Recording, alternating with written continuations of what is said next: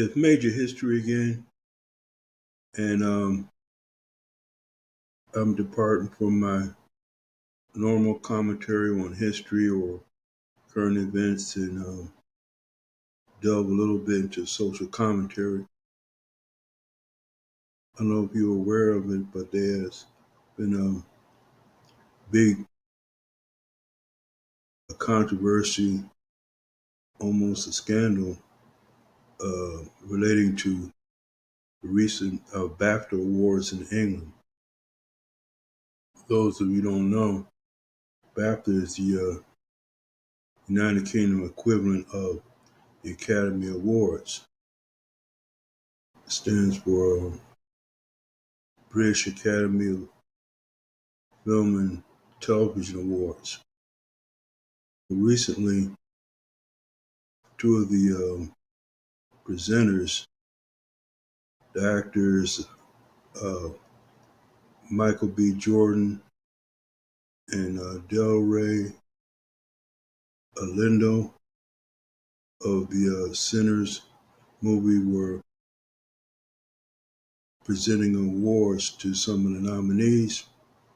And in the audience, one individual shouted out some racial slurs and some profanities quite unexpectedly.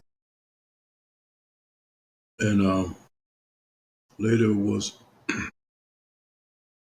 disclosed that this individual has Tourette's syndrome, which causes involuntary outbursts, verbal outbursts, sometimes involving disturbing or graphic language. Okay. I reviewed the video, and I would like to give my perspective on it. I don't know that much about Tourette's syndrome or the background of this individual who happens to be white. Mr. Davidson, I believe it is. I know very little bit about either one of them to render a judgment.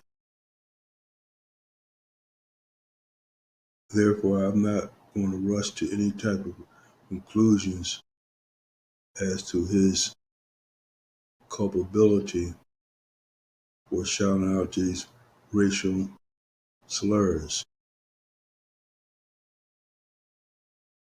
As I said, I have very little knowledge of Mr. Davidson.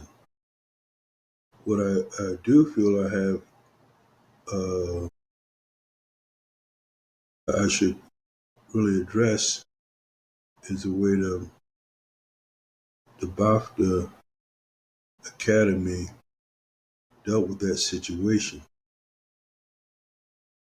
Number one, if this man has a history of making these surprising and unexpected outbursts, I mean, why was he seated in a prominent place close to the stage where everybody can hear him? Well, why wasn't he placed somewhere where he wouldn't cause any type of disturbance?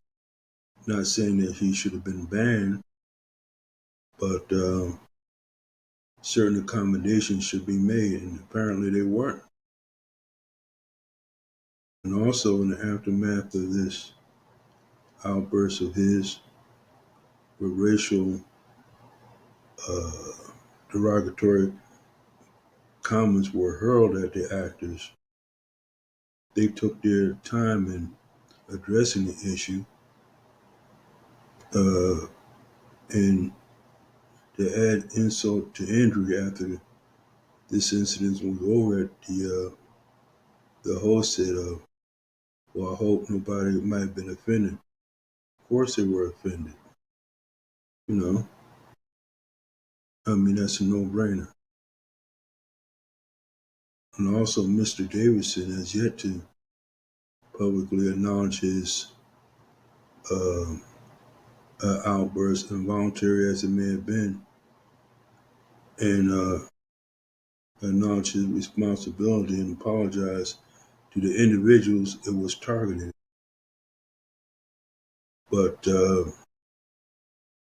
not here to cast darts at Mr. Davidson because overall responsibility lies with the academy and how they handled or didn't handle that situation. Because it speaks to, and I have to call it like I said, it speaks to institutional racism, where this individual is accorded all types of privileges, and the black actors, their feelings are not taken into account, and the repercussions of it has yet to be addressed. So if I was Mr. Michael B. Jordan or Mr. Lindo, I would say that our concerns have not been addressed, and pending that, I would just refuse to attend any of those type of award ceremonies in the future because they have not really fully come to grips with the mistakes that were made uh, prior and after that ceremony. As many individuals has pointed out, this was not a live event. It was pre-recorded. And those comments, those racial slurs or comments could have been edited out way ahead of time that show was broadcast, and apparently they weren't. And that this is entirely inexcusable. To me it is, and most other fair-minded people, I would say. It's a reasonable expectation that these comments should not have been aired. And as far as I know, they have yet to come to grips with their errors in that regard. So in conclusion, my feeling is this. As long as you're in Mr. Charlie's house, you're subject to second-class treatment, regardless of your alleged VIP status. Apparently, it was not given at all to these famous black actors. So that's my take on the Bafta situation, and I would appreciate your comments. And if you would care to subscribe and